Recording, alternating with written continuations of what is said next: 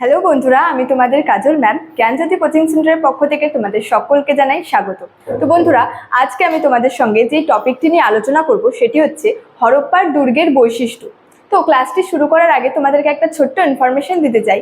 তোমরা যারা আমাদের কোচিং সেন্টারে এখনো যুক্ত হওনি কিংবা যুক্ত হতে চাইছো, তারা উপরে দুটি নাম্বার দেখতে পাচ্ছ 6295916282 এবং 7076398606।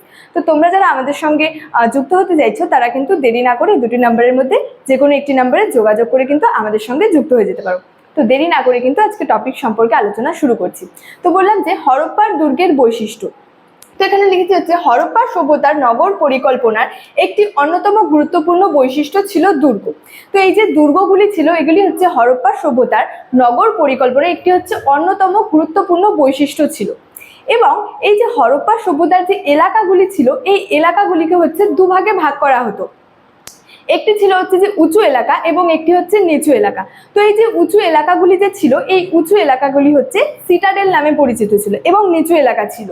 তো এই যে সিটাডেল এলাকাগুলি ছিল এই সিটাডেল এলাকা হচ্ছে চারপাশে হচ্ছে শক্ত প্রাচীর দিয়ে কিন্তু ঘেরা থাকতো এবং এখানেই থাকতো হচ্ছে যে নগরের দুর্গগুলি ছিল, এখানেই কিন্তু সেই নগরের দুর্গগুলি থাকতো।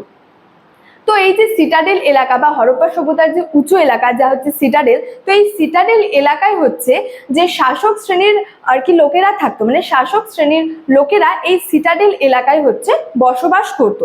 এবং যে হরপ্পা সভ্যতার যে নিচু এলাকাগুলি ছিল সেখানে হচ্ছে যে সাধারণ মানুষেরা ছিল বা সাধারণ যে লোকেরা তারা কিন্তু বসবাস করত। এবং এই যে সিটাডেল এলাকাগুলি যে প্রাচীর দিয়ে ঘেরা থাকতো এই প্রাচীরগুলি হচ্ছে পোড়া ইটের তৈরি ছিল, মানে পোড়া ইট দিয়ে এই প্রাচীরগুলি আর কি তৈরি হতো। এবং প্রাচীরগুলির কোণে কোণে হচ্ছে যে বড় বড় বিশাল বিশাল আর কি গম্বুজ ছিল, এই গম্বুজগুলিও কিন্তু পোড়া ইট দিয়েই তৈরি করা হতো বলে কিন্তু বলা যায়।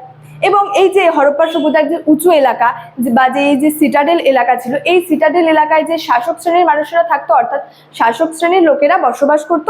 এবং যে নিচু এলাকাগুলি ছিল এই নিচু এলাকাগুলিতে কিন্তু যে সাধারণ মানুষ সাধারণ লোকেরা আর কি যে ছিল তারা কিন্তু বসবাস করত।